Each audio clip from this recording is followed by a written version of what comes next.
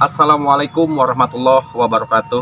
Saya ucapkan selamat siang dan selamat berjumpa lagi tentunya dengan Kang Dul Jas Merah. Kang Dul akan mengajak sahabat semua untuk melanjutkan perjalanan Kang Dul. Dan kebetulan posisi Kang Dul saat ini masih ada di kawasan Bukit Gunung Gombong. Dan rencana Kang Dul hari ini, Kang Dul akan langsung kunjung ke Makom Karomah Eyang Haji Jannatullah. Jangan lewatkan, saksikan terus perjalanan Kang Dul ya.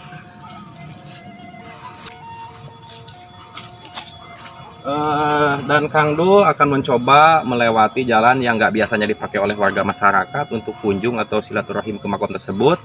Kang Dul barusan dikasih informasi, Kang Dul akan mencoba memakai jalur yang suka dipakai terabas motor gitu ya. Kang Dul juga belum pernah nih, mudah-mudahan tidak nyasar dan diberi kelancaran ya sahabat semua ya. Mohon doanya aja ya.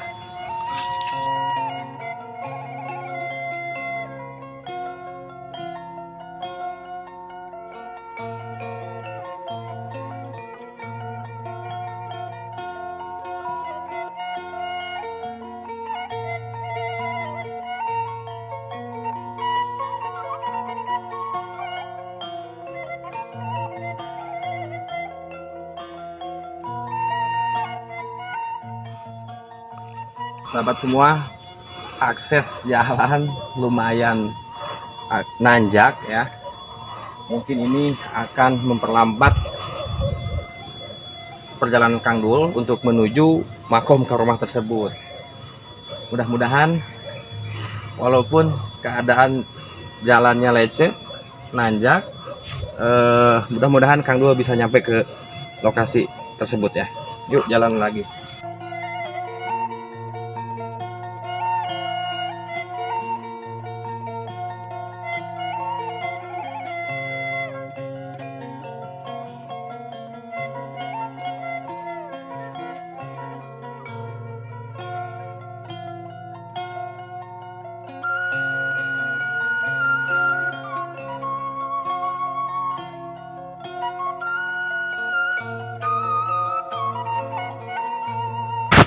Nah, di sini ada beberapa jalur jalan ya. Karena Kang Dul belum tahu jalan yang kemana, tapi Kang Dul akan mencoba mengikuti bekas jalan motor ya, atau motor yang suka terabas gitu katanya. Kang Dul akan mencoba dan Kang Dul akan mencoba untuk memotong ke sebelah sana ya.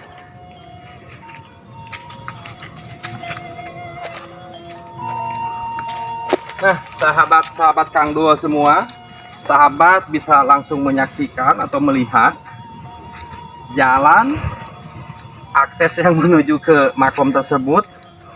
Kondisinya seperti ini, nanjak, licin. Kang Dul juga harus lebih ekstra hati-hati, karena kalau nggak hati-hati ini bisa terjadi atau terpleset nih sahabat semua ya. Tapi Kang Dul dan tim tidak akan menyerah begitu saja. Kang Dul akan terus semangat dan semangat. Ayo, mari kita lanjutkan lagi.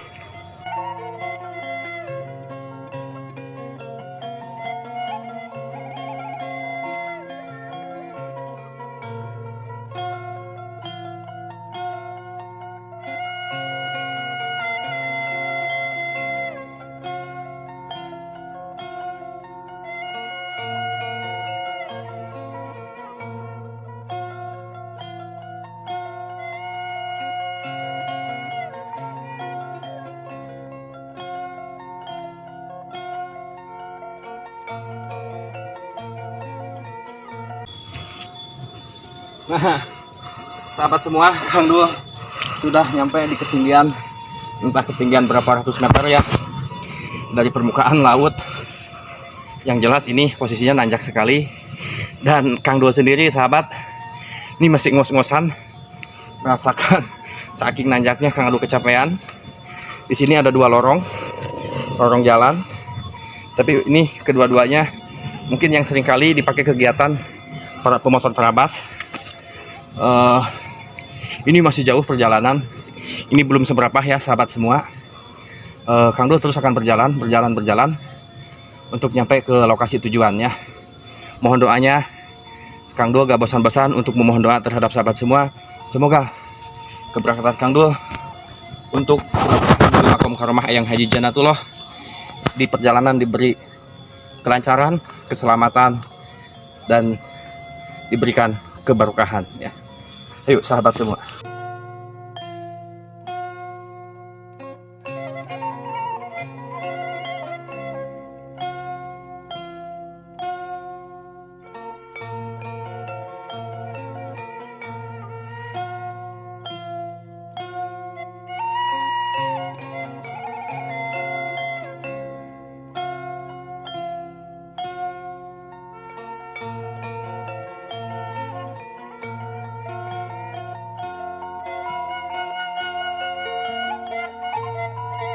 Oke, sahabat semua, Kang Dul sudah ada di tengah-tengah hutan kayaknya ya. Karena di sini Kang Dul dikelilingi oleh pepohonan. Pohon tersebut kalau istilah orang Sunda bilang, ini pohon kaliandra ya. Dulu seringkali dipakai kayu bakar buat memasak dan sebagainya ya di masing-masing keluarganya.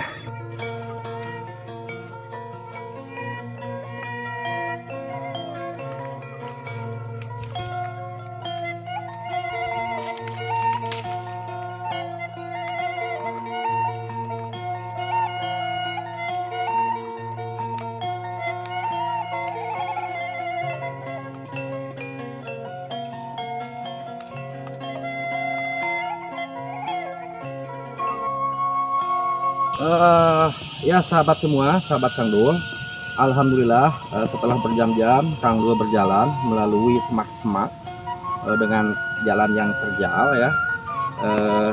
Sekarang udah nyampe ke lokasi, bisa kawan-kawan lihat langsung. Nah ini lokasi pemakaman atau kalau makom ya, kayaknya makom.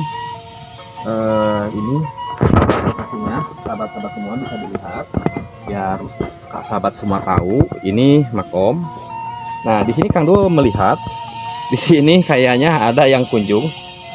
Hanya Kang Dul bingung juga, di sini ada beberapa aqua gelas yang diisi kopi, susu dan buah-buahan di sini. Di sebelah kiri Kang Dul posisinya ada 5 dan di sebelah kanan ada 6 ya, 6 gelas. Nggak tahu ini tujuannya kemana. Hanya kalau menurut Kang Dul ini salah kaprah ya, karena yang namanya makom karomah atau karomah suci itu tidak menginginkan hal-hal seperti ini salah ya menurut Kang Dul. Tapi mungkin itu versi mereka itu silahkan aja, karena mereka juga mungkin punya versi sendiri, jadi artinya ya silahkan aja lah. Hanya kalau versi Kang Dul ini salah sekali ya gitu. Nah seperti gitu sahabat semua. Patut sahabat semua ketahui, ini makom karomah Eyang Haji Janatullah ini siapapun sebetulnya tidak ada yang tahu. Cuman menurut informasi daripada sesepuh yang bisa dipercaya atau dituakan di perkampungan setempat, ini keberangkatan beliau dari Banten di masa kejayaan kerajaan Sultan Tirtayasa Al-Bantani dan masa kejayaan waktu kerajaan dipimpin oleh Sultan Haji. Jadi beliau ini keberangkatannya ini mengemban amanah atau mengemban tugas, ditugaskan untuk ke Cianjur, dari Banten ke Cianjur untuk mengislamkan sisa-sisa Hindu yang masih tersisa pada saat itu. Itu sekitar tahun masih di 18-an ya sahabat semua. Dan menurut informasi dari orang tua yang dipercaya atau juru kunci, ketika Kang Dul temuin, beliau mengatakan kesepuhan tersebut membawa 2 pengawal. Pengawalnya itu masing-masing yang bernama, yang satu Uyut Eti, yang satu Uyut Yun ya.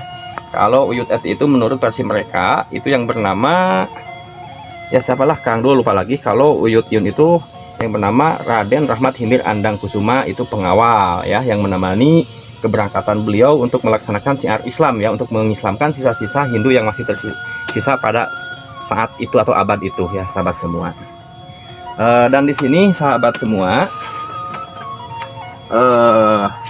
di sini kan ada bebatuan, batu. Nah, di sini ada, kalau istilah di Sunda ini lukut ya. Lukut atau entah apa ya, kalau Kang Do ini lukut lah ya.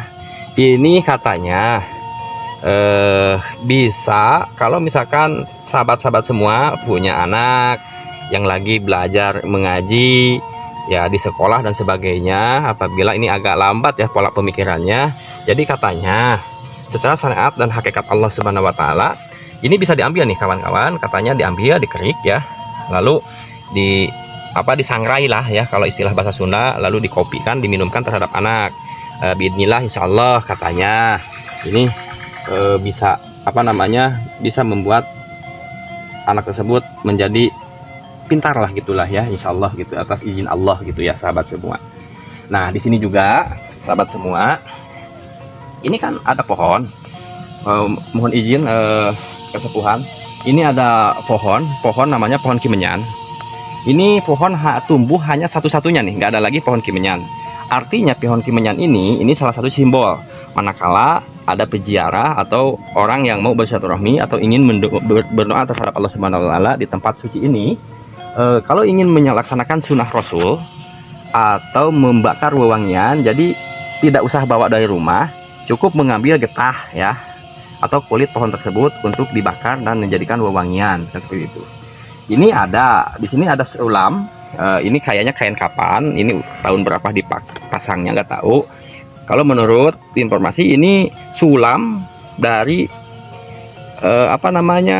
yang pernah dipakai sulam makom atau makam Kangjeng Syekh Sunan Kudus katanya begitu ya, entah ini mungkin oleh keturunannya atau entah sama siapa dipasangnya di sini.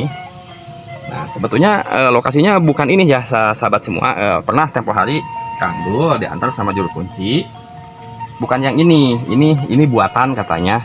Jadi yang aslinya ini antara penghubung, mohon maaf juga kesepuhan, mohon maaf, mohon izin, ini pohon ini dan pohon ini gitu ya. Jadi kenapa Kang Do berbicara sedemikian, biar sahabat-sahabat semua tahu ya bahwa di Bukit Gunung Gembong itu ada makom karomah yang sifatnya mastur, artinya tidak setiap orang itu mengetahui ya gitu.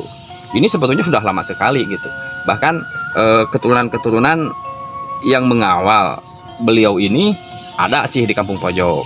Nanti juga lah Kang Dul akan kunjung ke rumahnya dan Kang Dul akan meminta sedikit informasi atau keterangan, karena apapun bentuknya yang namanya sanad keturunan paling tidak itu pasti ada memegang, paling sedikit besarnya itu ada memegang sanad silsilah kan gitu ya sahabat semua.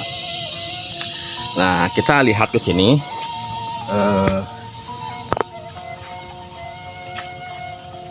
Di sini katanya di sini juga di atas ada makom juga.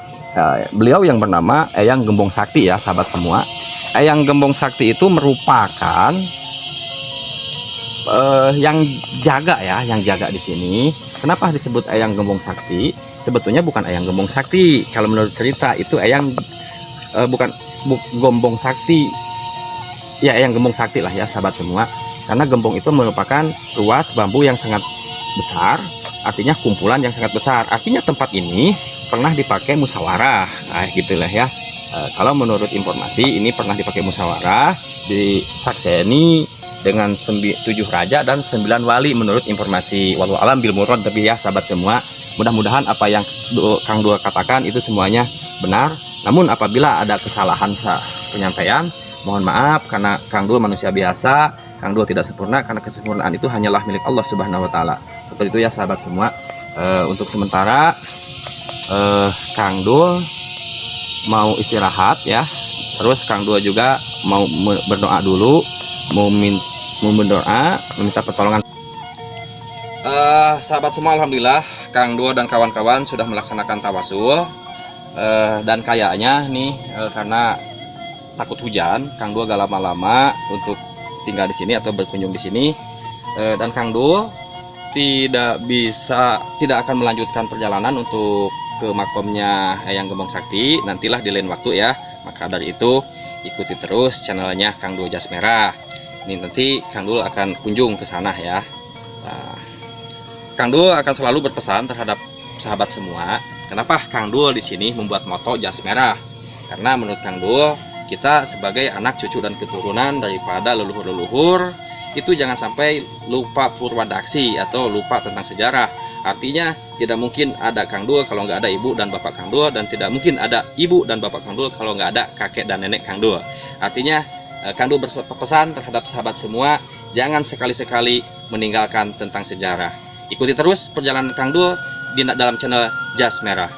Assalamualaikum warahmatullahi wabarakatuh.